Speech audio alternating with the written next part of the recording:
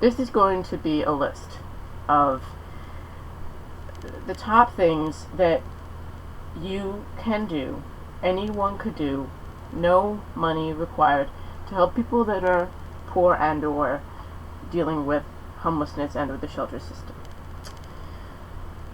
Okay, this poverty, disabled, homeless would be the hashtags here. First thing, find out where the centers in your community are with regards to social services, social security, community health centers, libraries, but mainly social services where people get their food stamp cards, EBT cards, where people get social security in terms of applying for social security or social security disability or SSD or SSI, and of course where your local shelters, homeless shelters are, and where your local food pantries are. This way, and together with those, the nearest public transit stops or parking lots, or vacant areas near those places. That'll, and the same thing with stores near them, because any place you find one of those spots, you'll see the people that, yes, some of them will be workers, but most of them will be recipients. Second thing is, when you see someone, if you notice and you see that they're one of the recipients. Sometimes they'll be grumbly about it. Sometimes you just see the fatigue. Often you'll see the signs of disability or letters from them or whatever. Ask them, how, what if anything can I do to help? And then if they say nothing, thank you, then leave them alone, which is to say, move on. Accept, because this is the ultimate thing, one of the ultimate constructs here, accept and respect no for an answer. Because if you don't, then it's force, and I'll explain at the end an example of this in my own life. Third, this is basically, mostly the rest of them are things that basically you do if they say yes, okay, is offer them, they might ask, can I sit? Or you'll see that they're having issues standing. Offer them your seat. In terms of a bench, or in terms of if you're a business owner or whatever, or if you're a homeowner and say to them, if there's a rock in front of you in your yard or whatever, say it's okay to sit. If you see them struggling, again, not costing you anything.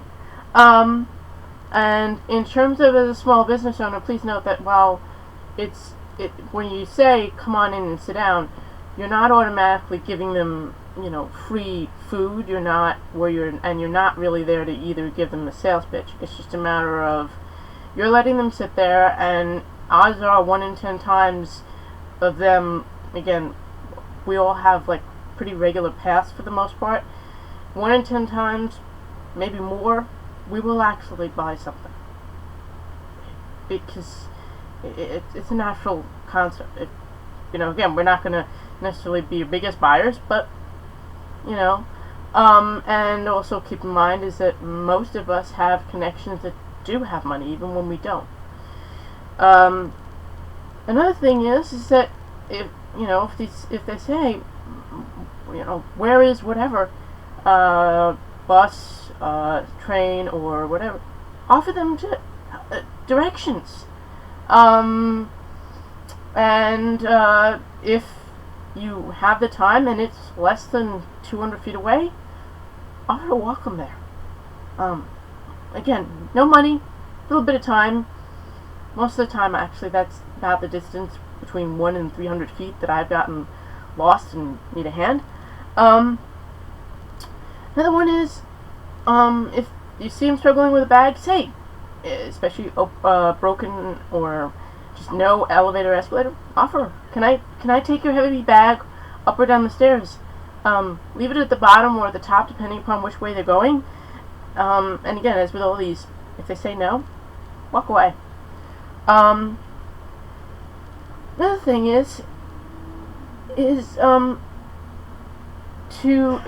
if you see someone, especially families or couples, and you see one of them is in distress, offer to either watch them for a minute or so. Sometimes I've actually had strangers watch my husband while I'm quickly getting a refill on a Metro card because he's so sensitive and I'm worried about him getting trampled. People watching for 10 seconds because he's so fatigued. It's helped me.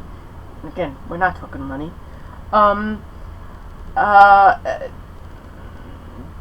it saved him from ambulance and it saved me a lot of grief as well. Another thing is, and this is really only for shelter or for Department of Social Services.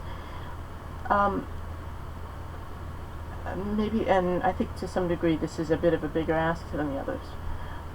But to me it's still very much reasonable. If they ask, can you say that you saw me? Okay, which is to say, in at least the shelter system that I dealt with within the 5 boroughs of New York City, they require that you account for every single day of about a year's time where you were. So if you see someone in the train or in the bus, okay, or on a sidewalk or whatever, early in the morning, either, and yeah, this is going to cost a bit of money if you go the second round, either offer to, in a little note, write down your own phone number and your name, and write down, hey, I saw this person, get their name, and at such and such location at such and such time, so that they have a confirmation that this will actually help to get them shelter. And again, and if you want to get a $10 cell phone, throwaway phone, for this purpose, as long as you pick up the phone when they call, you've helped secure them a spot in a homeless shelter. You've helped get them shelter, okay? And you could seal that up in an envelope. That's your comfort level, okay? But it's a huge thing. So, and you can, by the way, it's okay if you want to offer them listing of other agencies, okay? Apart from the concept of it, if they ask, where is the library, where's the whatever, and, again, let them know, okay, that's part of being human, that's part of being really helpful.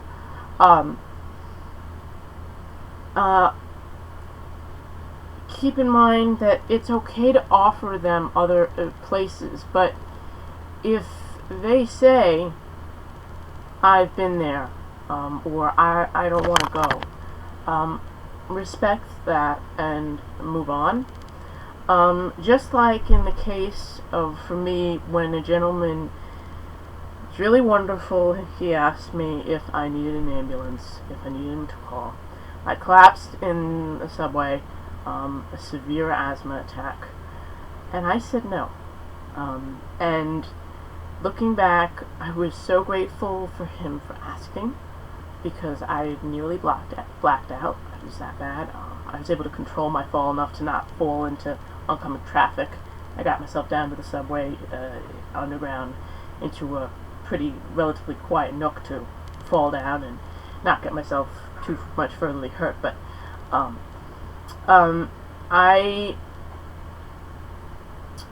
had mild asthma, but that particular day I'd gone walk through construction zones in crowded areas, and then this was rush hour, and so I was a mess. But I'm glad not only for the fact that he acknowledged that I was there and that I was suffering, but that he acknowledged my right and my need to say no. because at that point I was experiencing back and forth through about 3 months of in the midst of my Medicaid going back and forth from within the 5 boroughs to outside the 5 boroughs in terms of location, and therefore I did not have medical insurance at all, even though I'm on disability and I was then. So they would have treated me in terms of temporarily for the asthma, but I would have gone right back out onto the street, and I would have gotten another asthma attack immediately, or darn close to it. And therefore, and because I was, I believe, still at the provisional level of shelter, that one, I think it would have been a total of, in the end, back and forth into hospitals. It would have had my husband and I kicked out of the shelter system to start things all over again. It would have had most of our stuff that we had on us, like $200 worth of stuff at least. We're talking clothing, we're talking religious items. All of it would have been thrown into the garbage. It might have landed my husband into the hospital because, again, he has a lot of his own health issues and he's rather fragile.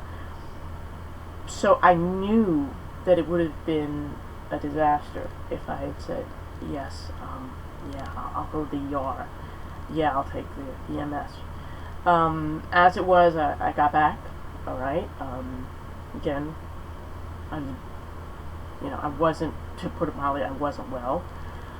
But about a week of almost constant, basically, to some degree suffering later, I finally recovered from that particular asthma attack. And without really much more than basically rest as much as I could. But nothing else happened except that I was able to get back and I was able to keep things at least moving in the right direction. So, again, you don't know. And I will forever be grateful to that gentleman, not only for asking, but again, for accepting. And that's why, with all of these things, I say, if they ask for help, or if or if you see that they might need help and you offer and they say yeah, great, okay. But if you ask for help and they say no and you do it anyway, then especially in terms of my situation, and I know there are in all likelihood many others, where you could very well be hurting them, and you won't mean to, and it won't be deliberate, but you'll still be causing damage as opposed to respecting their dignity, respecting their rights, and honoring them as people by both asking and accepting their response. So it's about, again, it's about being human, it's about being kind, it's about being caring, and it's about being respectful.